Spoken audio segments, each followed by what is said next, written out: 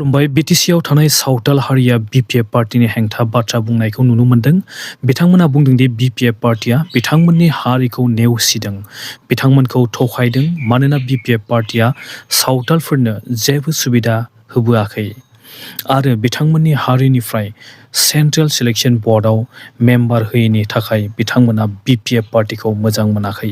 बिथांमोना थांनाय 15 बोसोर बिपिएफआ सरकार सालायनाय समाव बिपिएफ पार्टीखौनो सापर्ट खालामबोदोंमोन।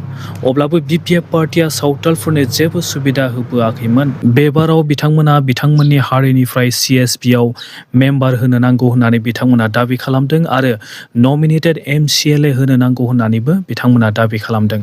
बे खामानिखौ एमएलए इलेक्शन जायैनि सिगांनो होनो नांगौ होननानै बिथांमोना दाबि खालामदों आरो जुदि मानिनानै लाया अब्ला फैगौ एमएलए इलेक्शनाव बिपिएफ पार्टीनो बिथांमोना भट होआ आरो बिपिएफ पार्टीखौ इलेक्शन केम्पेइन खालामनो सावताल गामिफ्राव हाबनो होआ होननानै सावताल हारिनि लिडारफोरा बुंदों।